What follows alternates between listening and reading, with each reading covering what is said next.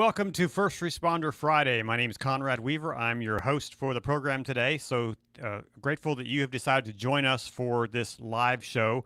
We have a special guest coming up that I'll introduce in just a minute. But first, I want to tell you a little bit about our film project. So we are in development for a documentary film called PTSD 911. It's a story of first responders who are dealing with trauma as it relates to their work. So we're working with agencies all over the country, with police and fire, EMS, and dispatch agencies all over the country, and telling individual stories of people who have experienced trauma. And if you want to learn more about our project, I encourage you to go over to our website, which is ptsd911movie.com. You can check out the whole website there. You can learn, you can actually see the trailer for the film, which I think is pretty powerful. A lot of people have responded to that.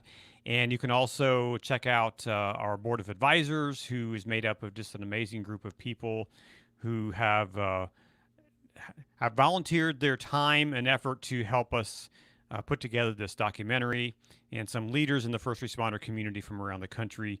You can also check out some of the endorsements of organizations that have endorsed our project, from the ICISF, Concerns of Police Survivors, Blue Help, NINA, the National Volunteer Fire Council, and the Law Enforcement Survival Institute. They have all endorsed the film, and we're waiting on some endorsements from a few other organizations that have endorsed us.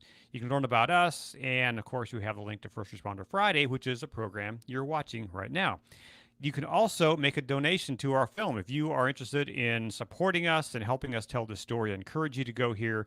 And we have a brand new thing. So right here, well, this isn't brand new, but this is new today for what we're going to do with this.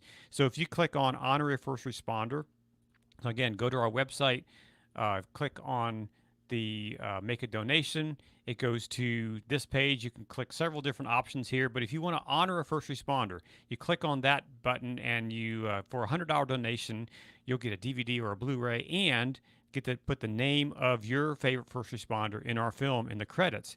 And just today, we have launched, if I can find it here, the right tab, we have launched a new page on our website called the Honor Wall and the Memory Wall. And so if you honor a first responder and you get their permission to put their photo up, we will put them on this page: firefighters, police, 911 dispatch, EMS, and paramedic. So they will be listed here with their name, and just to honor them and their service to their communities. And also, we have a memory wall. So if you have lost someone, a friend or a relative or someone you know who you want to honor the memory of a first responder, you can do the same thing here, and we'll list them here. Obviously, we need permission to post their photos on here, but that's just a way for you to support the film and honor those first responders who have made an impact in our communities around the country. So that is our website, and you can learn more about that. Today, I want to introduce you a very special guest, Chelsea Davenport. She is the president and founder of Healthy Hire, Healthy Retire. And I'm going to pull that up on the screen so you can see this. So this is a website that they have, Healthy Hire, Healthy Retire, and we're going to learn more about that in just a minute. I want to say, Chelsea, welcome to First Responder Friday. Thank you. Thanks for having me. I'm glad to be here. Yeah, so you're coming from the bright and sunny state of Florida, right? That's right. I don't know how bright and sunny it's going to be with this hurricane coming, but oh yeah, I heard about that. You guys are kind of battening down the hatches again, right? But that's kind of what you guys do down there in Florida. We're used to it. Yeah. So, well, first of all, welcome to the show. Welcome to the program today. So glad to have you. Tell us a little bit about who you are and what do you do?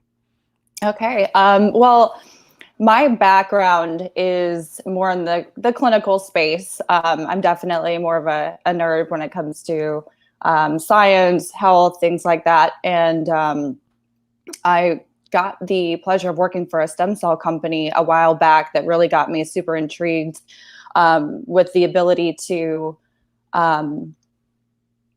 recover from illnesses and diseases and things like that in different ways that weren't, with prescription medications and things like that. And following working with the stem cell organization, I worked at a lab, and that's really where things ramped up.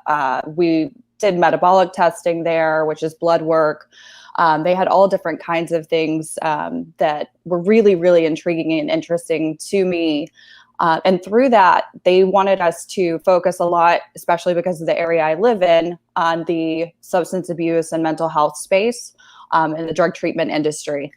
We have probably more treatment centers here in this area than anywhere in the world. So I started to learn a lot about that field. And working in the lab, I started seeing a positive use for doing some extra assessments on patients in that industry to help with better recovery outcomes. A lot of times they focus on the mental and behavioral aspects of a patient, but not the biological aspects of a patient. So I really tried to form a program for the treatment centers where they could do some better assessments for the patients. But unfortunately, a lot of it was met with resistance because it was additional work and things like that. So where it transitioned into working with first responders was another colleague of mine in the industry made an introduction to someone who did a lot of trainings around the country on the importance of mental health and trying to recognize PTSD within law enforcement agencies. And so we started talking, and the more I started hearing about all of the issues that first responders face due to the stress and trauma on the job, even though I come from a family that has military veterans and my brother was a firefighter and an EMT, I just still didn't realize the level to which the stress affects first responders, health physically and mentally. And so I thought, with everything that I had studied and researched to try to form this program for the treatment centers, that maybe we could make a big impact prevention-wise for the first responder population. And so it's really interesting that this kind of, you're here talking about first responders and PTSD because of your experience and work you've done in the recovery community and in addiction recovery. That's why I'm here as well. So my previous film was called Heroin's Grip. It's a story about the opioid crisis that we filmed right here in Maryland. And because of that, I did ride-alongs with law enforcement, with other first responders, and I saw some of that trauma that they experienced. And I experienced some of that trauma, even, attending, going, showing up on fatal overdose scenes and things like that. And I realized that this is a really serious problem with our first responders, and then that's really why I'm making this film. So it's kind of come full circle here. Now you're coming from the other direction, working in the recovery community, and then seeing a need for that. And I think that's there is definitely a need. And so what motivated you really then to take that first step to start some of these organizations to help first responders?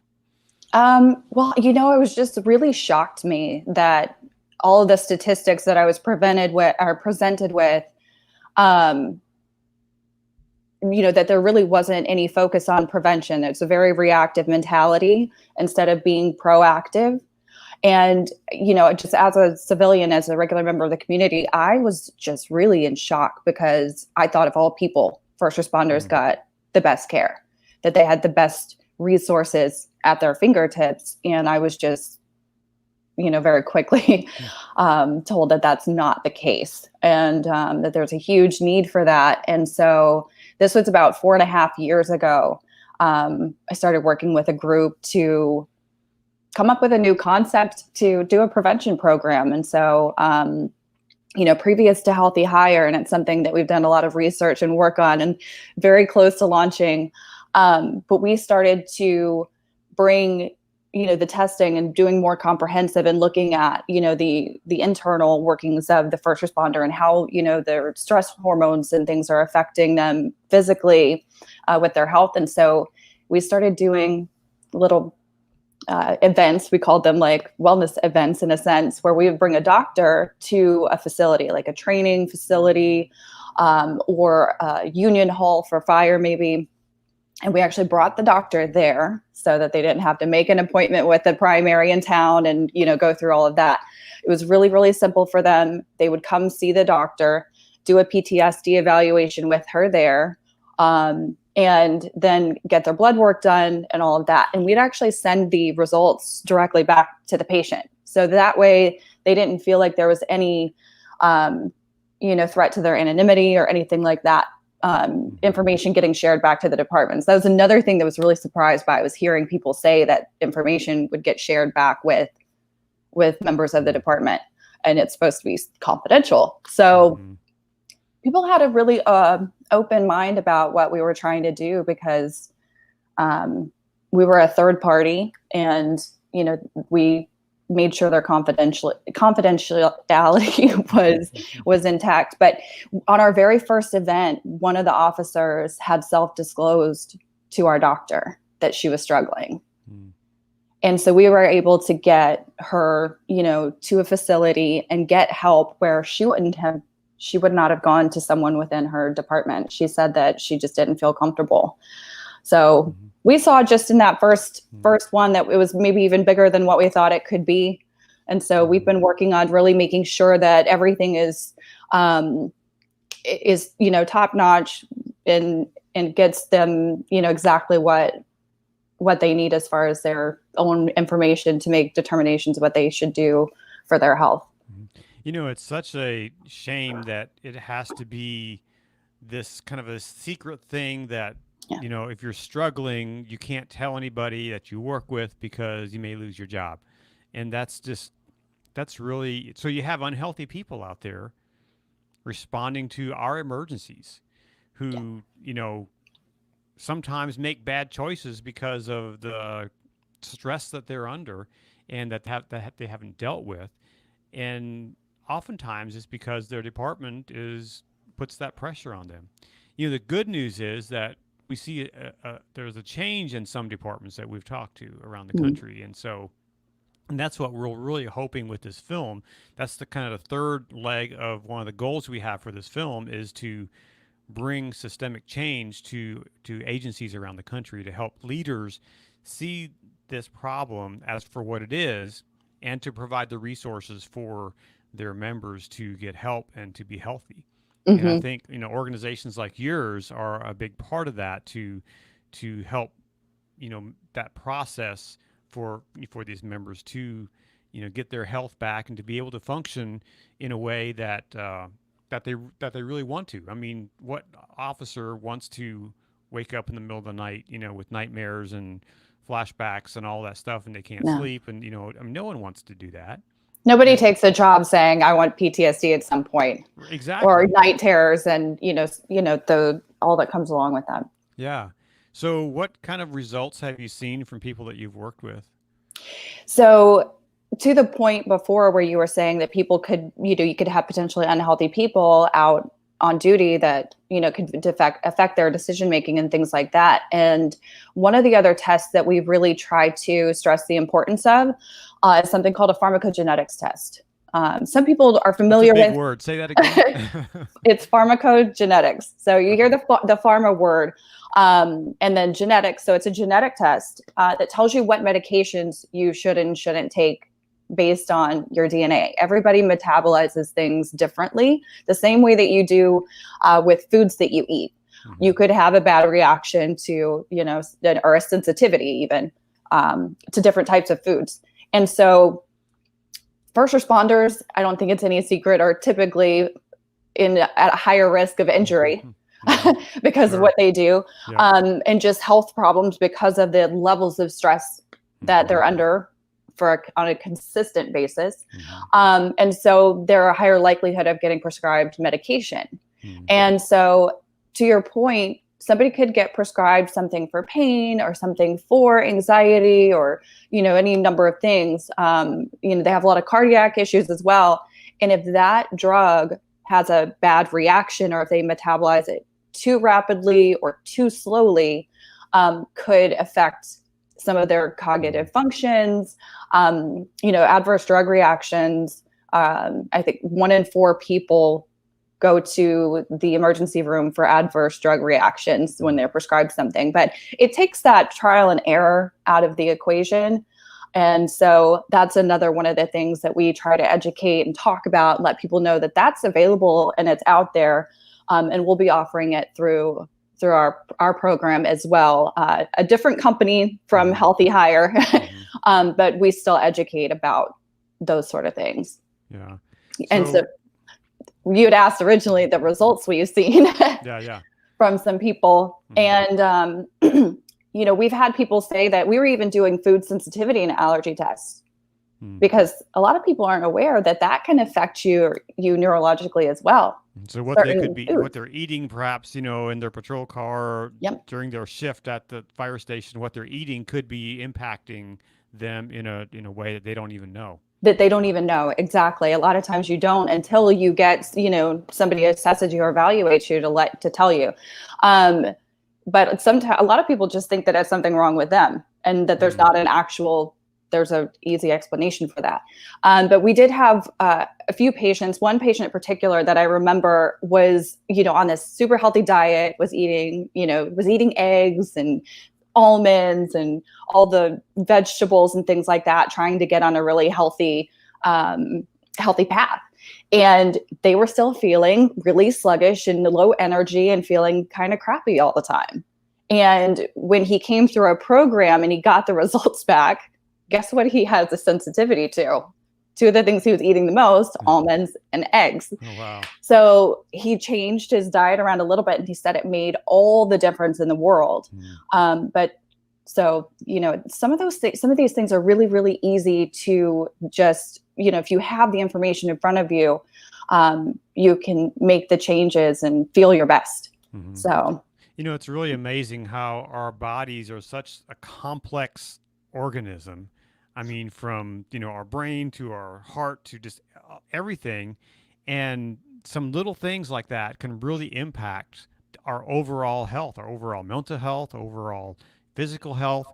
And it can just really, be challenging if we don't have the right understanding of how it impacts us. That can be really challenging. Right. And so I think one of the things that we like to look at on a blood panel very closely is the hormone levels.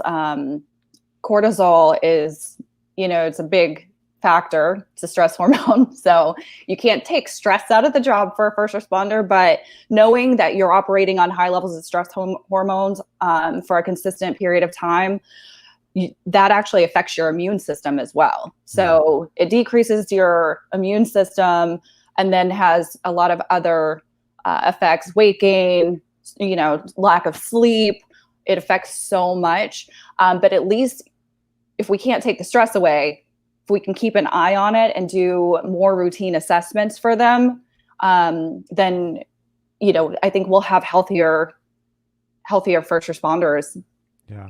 And that's really, part of, my goal for the film and for the work I'm doing on this is to help first responders understand that in a better way, to understand that it's not just the physical, preparation that we need. It's the mental, it's the stuff like the pharmacological things that impact us too, that, it takes all of that to be healthy and to live a healthy life, and not only to live a healthy life, but to then, when you're faced with these really high stress situations, to be able to respond appropriately.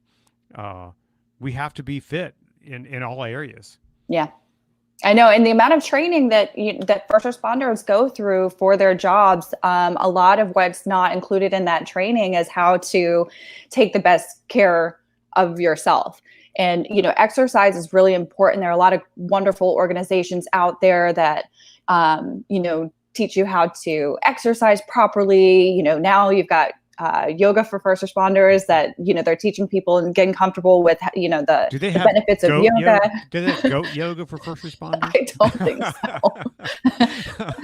so. I don't know that I could take that serious. I wouldn't be able to stop laughing through that.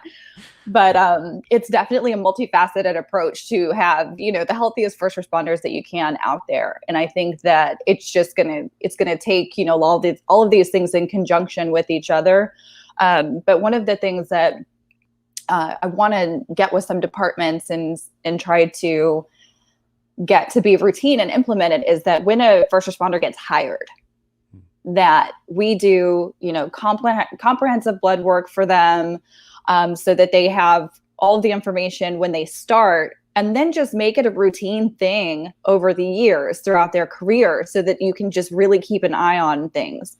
The rate at which first responders get sick, as far as getting cancer, having cardiac related issues, in comparison to the general public, it's a big difference. Yeah, it's a huge difference. You can't say that the stress of the job doesn't affect that. Another organization we work with, they're amazing, Sigma Tactical Health. They do cardiac assessments for law enforcement.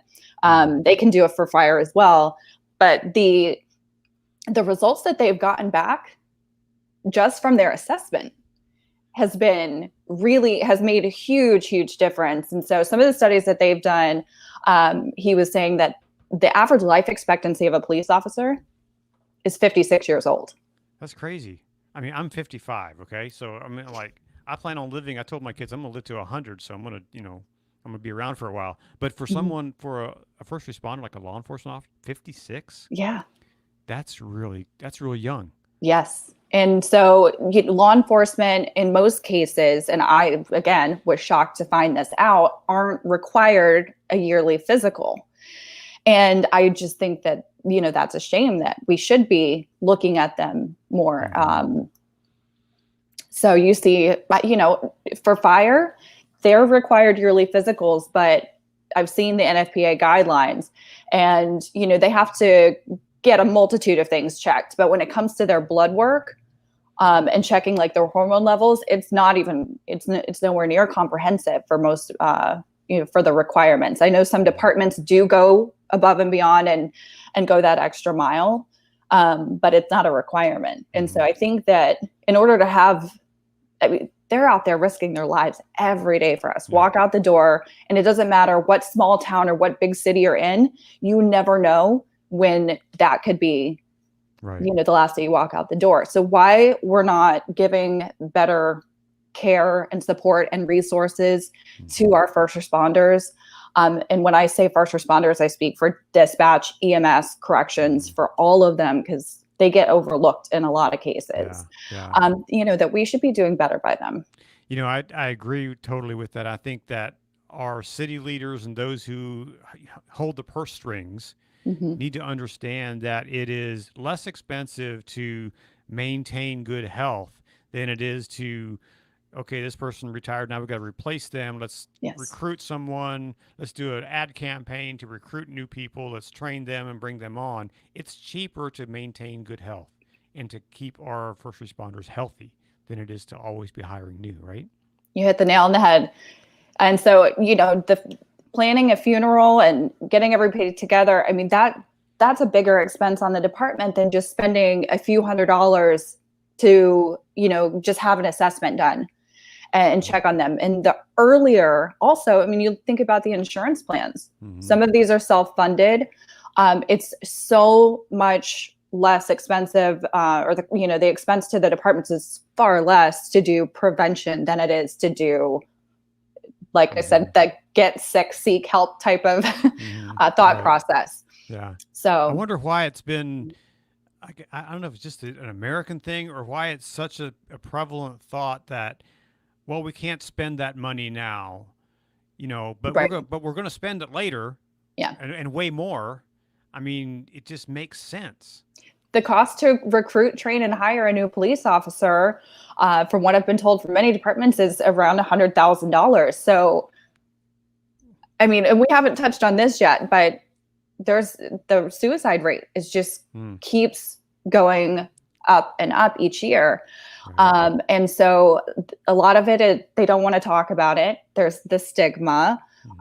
People want to just ignore things, suck it up. That whole suck it up culture, it's been there for so long. And you had mentioned before, it really comes down to the leadership and, making this more of a normal conversation and not something anyone should be afraid of or think that it's a sign of weakness. It actually takes an immense amount of strength and courage to talk about struggles that you're having. And I mean, what some of the things that they see, who can blame you for having hard days or hard weeks or hard months, depending on the situation. But we all just have to normalize asking, are you okay?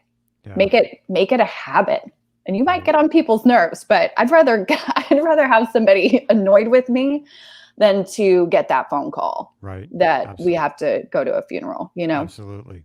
So we're talking with Chelsea Davenport. She is the president of Healthy Hire, Healthy Retire, and she's also with, is it Peak One? Mm-hmm. Yes. So that's what, so she's here with us today. If you have a question for Chelsea, just put it in the comments. I'll see them on my screen, and we can pitch it to her to see if she can answer your question. Or if you just want to make a comment about what we're talking about, just feel free to do that on the screen, whether you're on Facebook or on YouTube. And I don't know if I can get if you're tweeting on Twitter, because this is going to Periscope as well, so I don't know if I can see those comments, but I know I can from Facebook and YouTube. Chelsea, what does it cost for an organization to get someone to do these tests? So the blood work, we've got a couple of different options as far as the panels go. So like I was saying, for a new hire, we want to do like a comprehensive one. We've partnered up with a national lab, and so they can go to any one of the draw sites. As soon as we launch, we'll definitely put the information out where to go. The pharmacogenetics test can be around $350, but that's a one-time test in your life. So it's definitely worth it. We do a cash pay model just because insurance companies, I know people are pretty aware of this, but their main job is to find reasons not to reimburse for things. And I just don't want to have those situations for the first responders.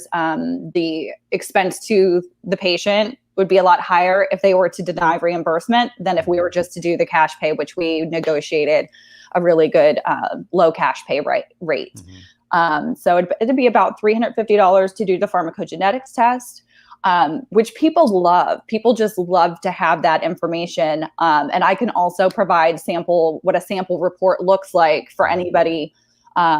And tell us again what that report is. Just kind of give us the cliff notes for that. Yes. So the pharmacogenetics tells you what medication you should and shouldn't take based on your DNA. Lets you know how you metabolize things. And so it's got basically 3 different columns.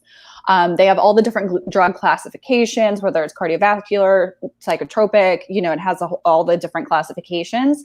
And then to the right, it has the list of medications, and it puts them into 3 columns. And there's a red, yellow, and green columns. So the green is probably your safest for where to if your doctor prescribes something and it's in the red column, that should be a no-go for you. Yeah, it should be an indicator that that's probably not the best one, and you could choose an alternative. Mm-hmm.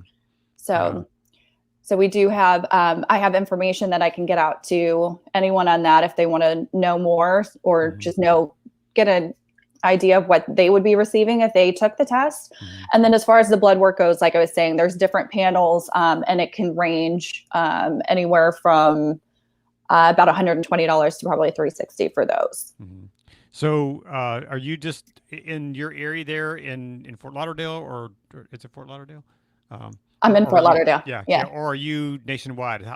As soon as we launch, we will have locations nationwide. There are thousands to choose from. So people shouldn't have a problem at any department having something that's within driving distance for them to go. We'll have our own testing codes and everything. So you'll be able to go on our website. We're hoping to have things fully launched here in the next couple of months where you can just go to our website. And if anybody would like to stay informed on when that would happen, they can send their email address, and we'll put people on a list for email blasts for when that launches. But yes, we'll have thousands of locations around the country, and they can literally just walk in, get their blood work done, and then they'll receive their results. They'll be able to log into a portal, get their results. We have doctors that are also contracted with us that are going to be looking at everybody's test results. The common person doesn't really know how to look at blood work and determine what needs attention. So we will have doctors that will be looking at those things. And if there's anything that needs to be addressed, they'll contact the patient. I'm not a clinician, so I can't speak on certain things. But we will have actual physicians that will be looking at all of those. Yeah. Yeah. So, I mean, what an amazing tool for someone that's in the first responder community to be able to access this and to get themselves to a better, more healthy place so that they can do their job in a healthy manner. Yeah. And it's completely disconnected from their department. So they can full anonymity there. It's crazy. I've talked to people who, are in the first responder community, and they were like, yeah, you'd be surprised at how many first responders that we're working with are taking some kind of a, medicine just to be able to sleep at night. Oh, yeah. Or, to be able to do whatever. And it's like, wow, that could be a problem, And if you have all these first responders out there who are doing their job, responding to our emergencies, and they're not healthy, then our community isn't as strong as it could be. Agreed. And I think that's one of the main reasons why I decided to try to form this company. And I've been working on it for so long because I really do think that it's going to have a really positive impact just on the community. And so if we can avoid, one of my reasons that pushes me forward and my passion for everything is that I really would love to try to remove anything from the equation that could possibly keep a first responder from doing the best job they possibly can and stay the healthiest that they can. Want to try to prevent any of those mistakes. You're going to have them, but I'm sure some of these things are preventable. And we just have to take better care of the individuals. We need to see them as humans and not as a robot. So I think there's a lot of that misconception out in the community as well. Like, these are actual people. Right. Absolutely. And that's, in doing the research for my film project, that's really what I'm, and I've always known that, but I think until you really get to, spend 8 hours in a police car with an officer, you really begin to better understand who they are, what they do, and that they're living, breathing human beings just like all of us who don't have superpowers, But they're expected to. They're expected to. They're expected to, leap over tall buildings with single bounds, but they're just people like you and I who respond to things that no one should see and experience. Right. And especially when it comes to things that involve kids or even like elderly. I mean, those are exponentially like just heartbreaking things. Those are the ones that stick with people for a really long time. I've got some of my board members. We have board members that are from EMS, from dispatch, from fire, from police, and I've heard stories from all of them. And so we still have a few to get up, but yeah, Will Glover, he is our executive director. He was actually one of the first to respond to the Parkland shooting. But even in you can look through and see his background. He was with the Coast Guard. He talks about, pulling bodies out of the water, things like that. He still has struggles. He had his own struggle with, he had a suicide attempt and luckily failed at that. He's an amazing human being. His wife is actually Karen, who is in the picture just below. Okay. She's a trauma nurse, but they're both CISM trained and help a lot in communities when there are incidents here. And I see you have Chris Fields on here, which is the firefighter who was in that very famous photo. Actually, a Pulitzer Prize-winning photo that the photographer took on the bombing of the Oklahoma City bombing. So you have some great people on your board. Yeah, absolutely. And Chris is he's just such an amazing human, and with all that he's gone through. And last year we actually did an event here locally. We wanted to have a first responder appreciation day. there's not a lot of times where, we say thank you first responders a lot, but how about we actually like do something fun. We raised money with our organization through Healthy Hire, and we rented a big pavilion here at one of the parks, had everybody bring the kids out. We had food, we had drinks, we had beer for them if they wanted. But we had a lot of sponsors, bounce houses, face painters for the kids and things like that. And it was really important for me, if we're going to do something and raise money, that we also do an event here to provide them those resources. It's one thing to say there should be these resources around, but if we have the ability to have some speakers come tell their stories to some of the departments here locally, because honestly, since the Parkland shooting, I personally haven't heard of much that was done. I know that there were people that were there as counselors to help with the debriefings afterwards and things like that. But what about the 6 months, 8 months, a year later? Right. When people are really starting to feel the effects of it. Sure. So we had Chris come and speak. We had Jay Dobbins, who was the ATF agent that infiltrated the Hells Angels. He's got an incredible story as well. We had a few people tell their personal stories, but we also had speakers like Ben, who was with Sigma Tactical Health, and talking about the cardiac assessments. That it's a very simple thing that you can do that can help prevent those, cardiac issues. So we had a mix of things. We talked about like polyvagal therapy, which talks about brain mappings included with breath therapy and all of these sort of things that can help if someone is struggling with PTSD. It's a scientifically proven therapy, and it's got some really great outcomes for that too. So, Chris was there, but I don't think there wasn't a dry eye in the house. Yeah. We had a whole department sent their recruits to come sit in on that. And so we had a bunch of firefighters in the audience, and his story is very, very powerful and impactful. I want to try to get him on my on this show at some point. Yeah. He was with me for our all-day marathon here a couple of weeks ago when we did our launch for our fundraiser. And he came in and joined us a little bit, but I want to get him on a First Responder Friday sometime to talk. He's also an advisory board member for us on the film. Yeah. And so he was gracious to come on board for that and to be a part of the film project. So excited about that. Yeah. So where can people find you, and what's the best way to get in touch with you guys? So we're on Facebook, we're on Instagram, and it's under Healthy Hire, Healthy Retire. We've got our website, that's healthyhirehealthyretire.org.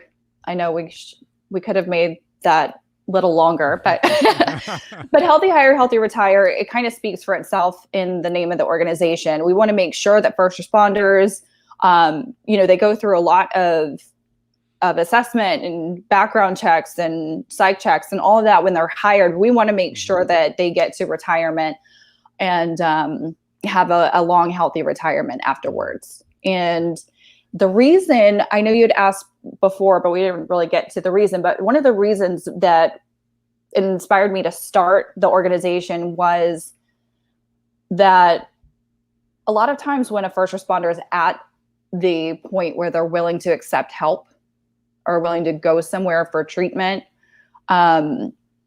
financially, they've drained a lot of their financial, resources. Yeah. And we usually find that it's best for a first responder to go to a facility that's not locally for them, just so they don't run into anyone in treatment that, they may have encountered out on a call or something like that. And there can be a financial barrier for them to go.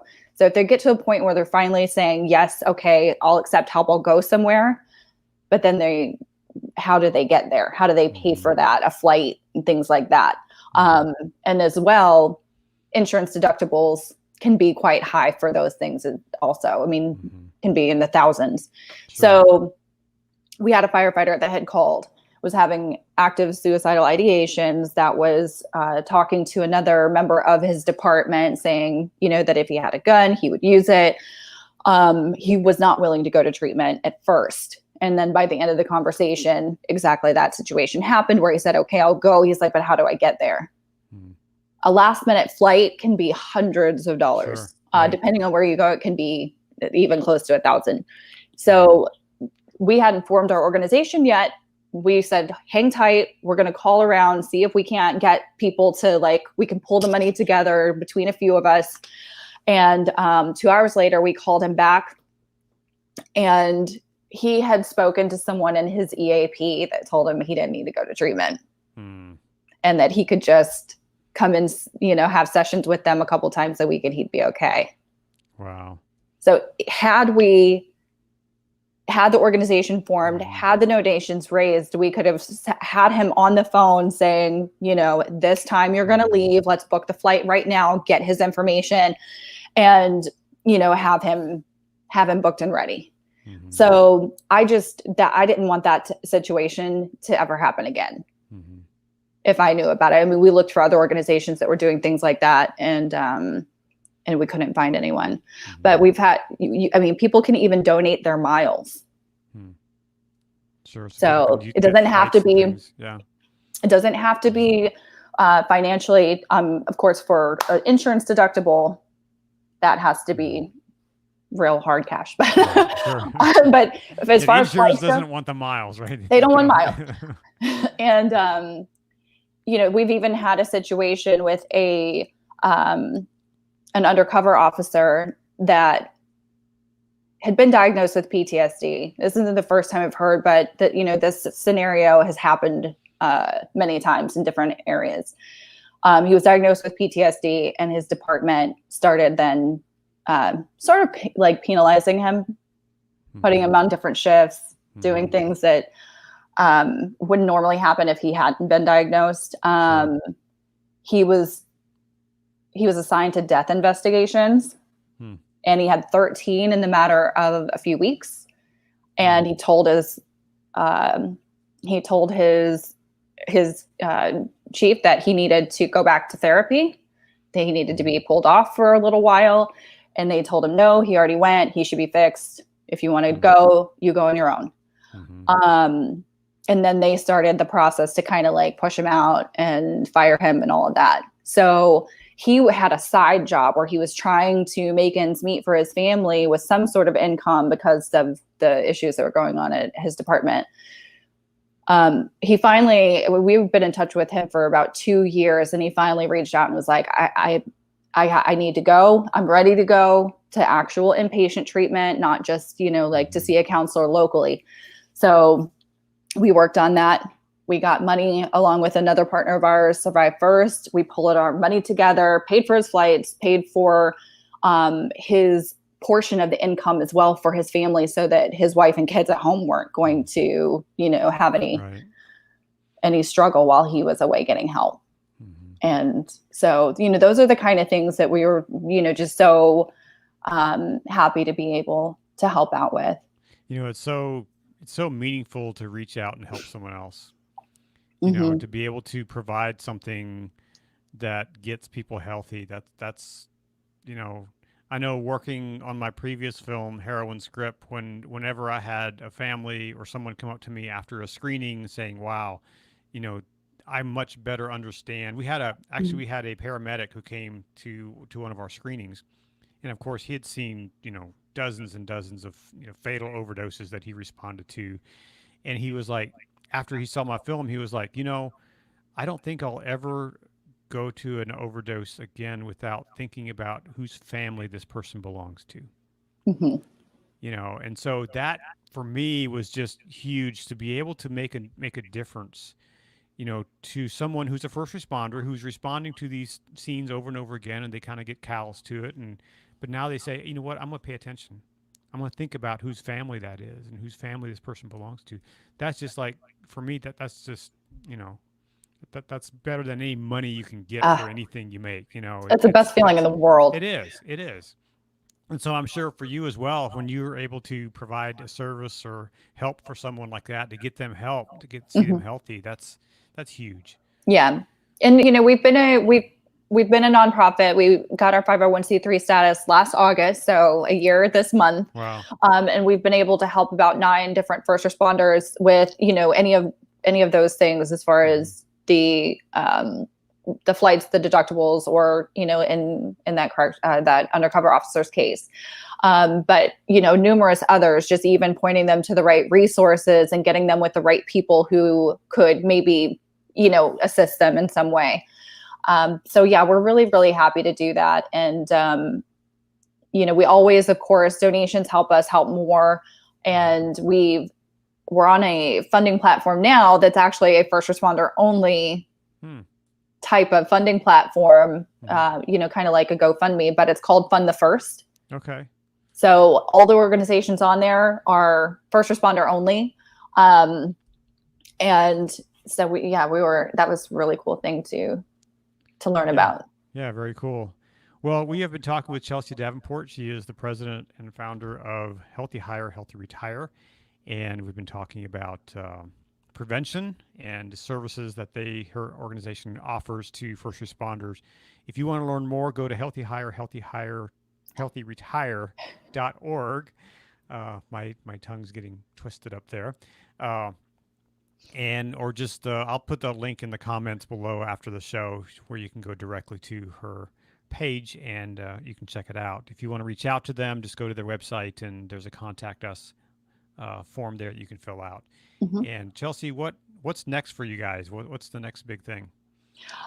So as far as Healthy Hire goes, we're going to pick back up. I mean, this year has been challenging. It's definitely presented its challenges. We were supposed to do another fundraiser and event this summer. And so due to COVID, we weren't able to do, some in-person things, but I'm just getting involved in any projects that I can. And so there's some things I can discuss right now, but it's maybe too early in the stages, but definitely look out for announcements for things that we have coming up.